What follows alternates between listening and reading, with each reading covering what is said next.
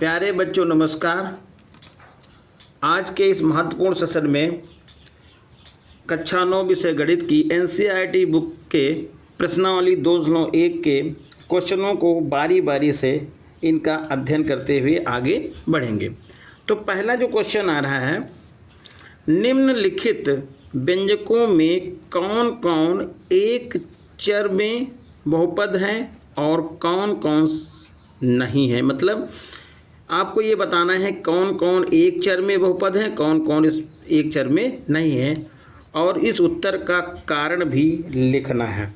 तो पहला क्वेश्चन है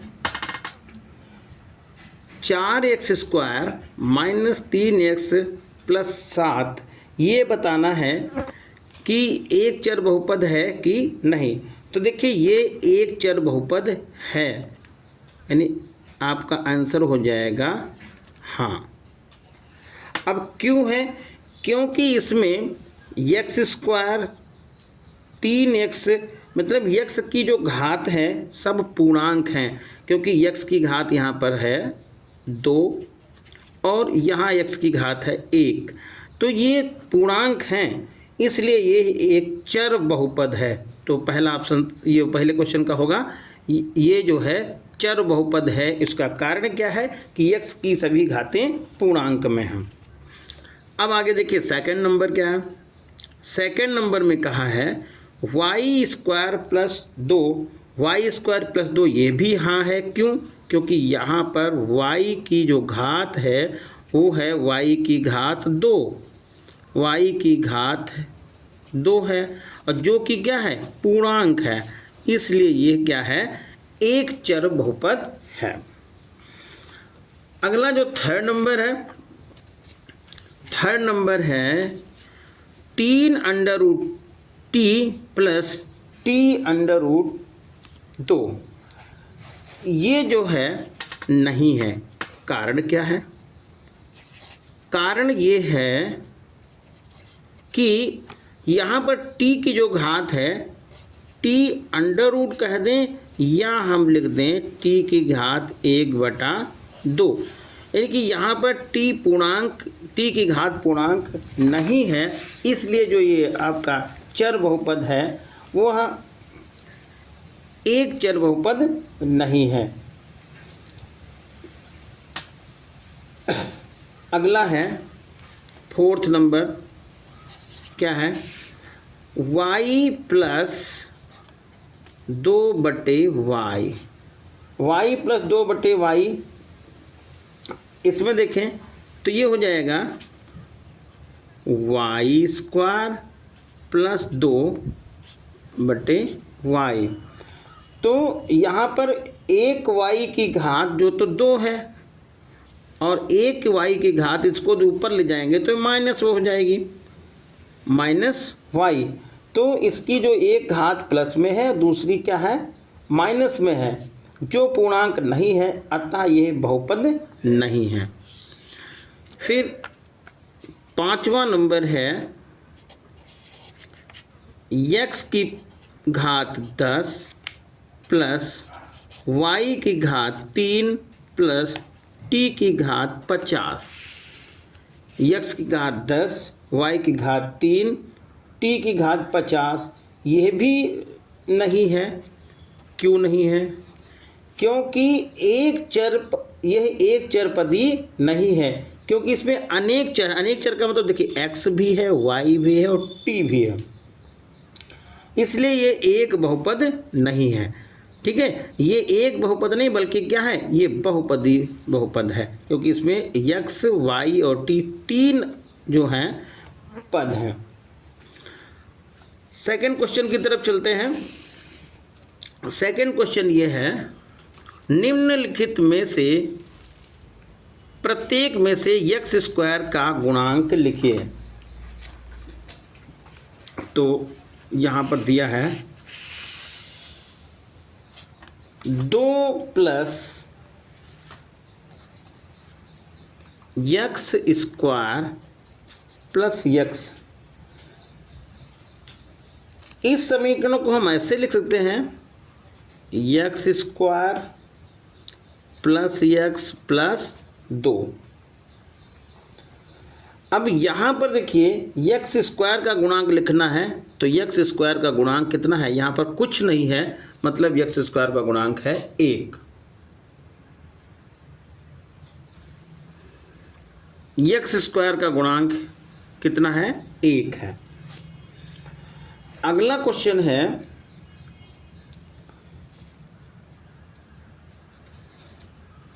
दो minus x square plus x की घात 3। इसको देखिए एक्स की घात 3 पहले लिख जाइए, एक्स की घात 3 माइनस एक्स स्क्वायर और प्लस 2। अब इसमें पूछा गया है एक्स स्क्वायर का गुणांक, तो एक्स स्क्वायर का गुणांक हो जाएगा -1। अगला क्वेश्चन 3 है π/2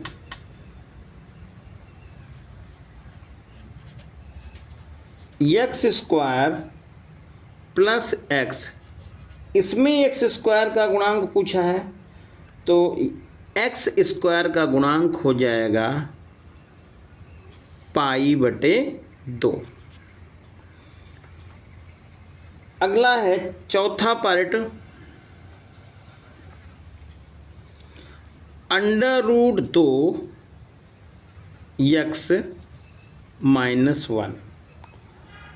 ये इसको हम ऐसे लिख सकते हैं, क्योंकि यहाँ पर एक्स स्क्वायर का गुणांक पूछा है, एक्स स्क्वायर तो है नहीं, तो हम लिख सकते हैं 0x² प्लस √2x -1। अब यहाँ पर एक्स स्क्वायर का गुणांक कितना लिखा, क्योंकि 0x² का मतलब 1 हो गया, 0x² का मतलब हो गया 1। तो यहाँ पर हम ये लिख सकते हैं एक्स स्क्वायर 0x² का 1 हो गया 0, तो इसका गुणांक कितना हो गया 1 पे 0, तो हम लिख देते हैं एक्स स्क्वायर का जो गुणांक है, गुणांक हो गया 0। जरा इसको फिर से समझिएगा, देखिए यहाँ पर √2 प्लस √2x -1 लिखा है, आपको एक्स स्क्वायर का गुणांक लिखना था, तो 0x² लिख दिया। 0x² में जो गुणांक होगा एक्स का कितना है 0 है, एक्स स्क्वायर का गुणांक कितना है 0, और यही आपका आंसर हो जाएगा। क्वेश्चन नंबर 3 है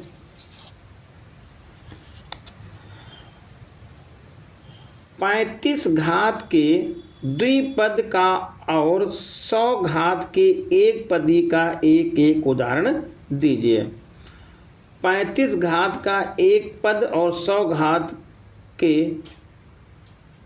एक पदी का उदाहरण दीजिए। 35 घात के 2 पद, तो यहाँ पर कुछ भी लिख सकते हैं, जैसे हम यहाँ पर लिख दें y की घात 35, तो एक पद हो गया y की घात 35 घात के द्विपद, तो 35 घात के द्विपद, एक पद और बनाना है, तो यहाँ पर एक पद हमने कोई और लिख दिया, जैसे सपोज करें यहाँ पर हम ये 5y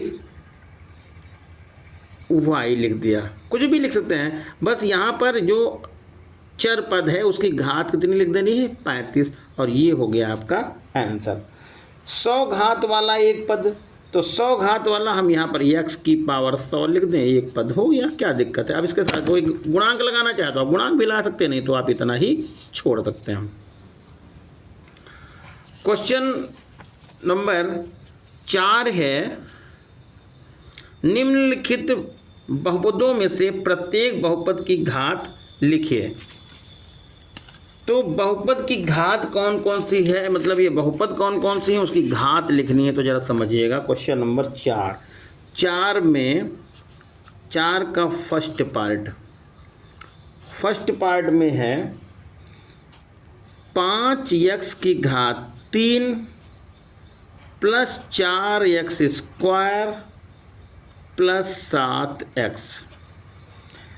इसमें जो है आपको प्रत्येक बहुपद की घात लिखनी है, तो प्रत्येक बहुपद की घात लिखेंगे। तो सबसे पहले देखिए यहाँ पर ये जो घात पहले वाली की ये कितनी है, 3 है, फिर कितनी है, ये यहाँ पर हम ये x की पावर 2 हो गई, यहाँ पर x अकेला है। तो इसमें अधिकतम जो घात है, अधिकतम घात कितनी है, अधिकतम घात है 3, और अधिकतम घात को ही हम घातांक को ही घात कहते हैं। अतः बहुपद की जो घात है वो कितनी आएगी, 3 आएगी। यहाँ पर ये घात कितनी होगी, 3 आ जाएगी। अगला सेकंड नंबर है बहुपद 4 माइनस वाई स्क्वायर में चर Y square 4 minus Y square में बहुपद की घात कितनी है। तो इसमें देखिए, इसमें बड़ी घात कितनी आ रही, 2 आ रही है। तो कह देंगे अधिकतम घातांक चर की कितनी है, अधिकतम घातांक y की 2 है। तो इसकी अतः बहुपद की जो घात है, बहुपद की घात कितनी लिख देंगे, 2 लिख देंगे। अगला क्वेश्चन नंबर, इसका तीसरा भाग है 5t माइनस 7, 5t माइनस √7 लिखा हुआ है, अंडर ये 7 है। तो इसमें 5t माइनस √7 में चर का अधिकतम घातांक में चर का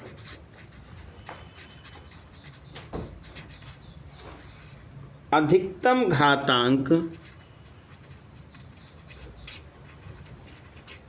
1 है। अधिकतम घातांक कितना है, 1 है। अतः बहुपद की जो घात है, बहुपद की घात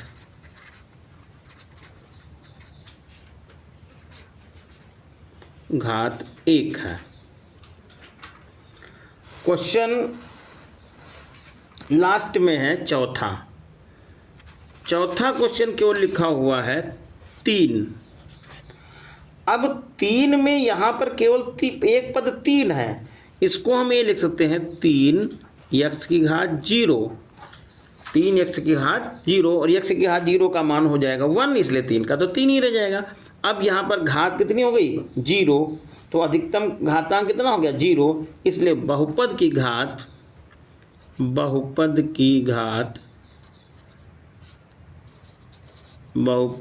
घात कितनी होगी, 0 हो जाएगी।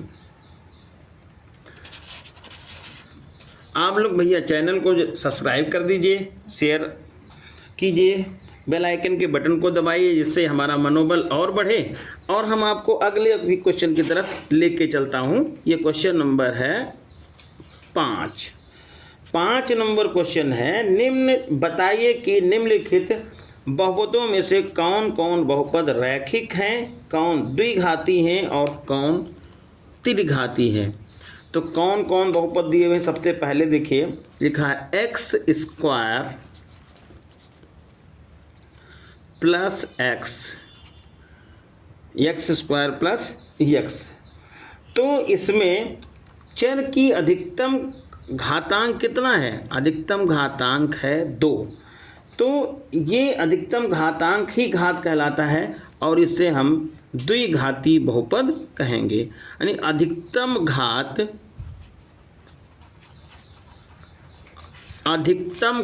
ही अधिकतम घातांक 2 है, अधिकतम घातांक 2 है। अतः ये द्विघाती बहुपद है, अतः यह द्विघाती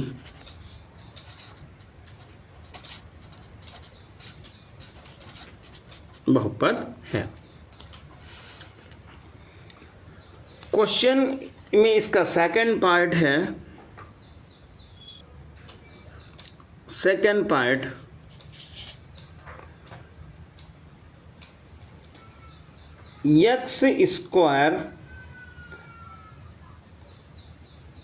x माइनस x की घात 3, इसमें जो है अधिकतम घात 3 है, अतः ये त्रिघाती बहुपद है। तीसरा पार्ट देखिए, y plus Y square plus 4, इसमें अधिकतम घात 2 है, अधिकतम घात 2 है, इसलिए ये द्विघाती बहुपद होगा। बस ध्यान रखना है कि घात कितनी देखनी, तो ये हो जाएगा द्विघाती बहुपद। 4 नंबर क्वेश्चन है, चौथा पार्ट क्या है, 1 प्लस एक्स, इसमें अधिकतम घातांक कितना है, चर का कितना, 1 है, तो ये हो जाएगा एक घाती, या इसको हम एक घाती बहुपद कहेंगे। एक घाती बहुपद, या इसको हम रैखिक बहुपद कहते हैं, रैखिक बहुपद।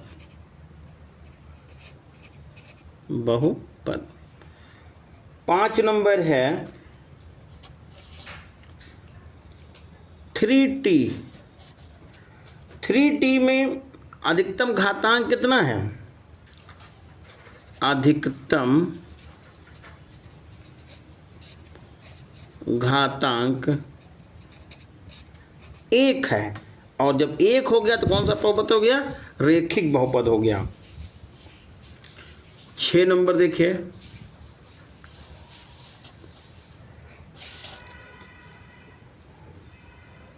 आर स्क्वायर में अधिकतम घातांक कितना है, अधिकतम घातांक है 2, इसलिए यह एक द्विघाती बहुपद है। फिर लास्ट नंबर है 7 नंबर, और ये लास्ट है 7x की पावर 3, इनकी 7x की घात 3 है, इसमें अधिकतम घातांक कितना है, अधिकतम घातांक ये 3 है, इसलिए त्रिघाती बहुपद हो गया। तो इस तरह से यहाँ पर एक बात ध्यान रखनी है, यदि आपको रैखिक, द्विघाती और त्रिघाती या अन्य बहुपद निकालने हैं, तो सबसे पहले आप उस जो चर पद के हम पावर को देखेंगे। जितनी पावर होगी अधिकतम, जैसे माने अधिकतम पावर 2 है तो 2 घाती हो गया, अधिकतम पावर 3 है तो 3 घाती हो गया, अधिकतम पावर 1 है तो ये हो जाएगा रैखिक या एक घाती बहुपद। तो इस तरह से ये आपकी प्रश्नावली कंप्लीट हो गई है। आप लोग चैनल को सब्सक्राइब कीजिए, शेयर कीजिए और बेल आइकन को दबाइए, जिससे आपको नए नए नोटिफिकेशन मिलते रहें सबसे पहले। धन्यवाद।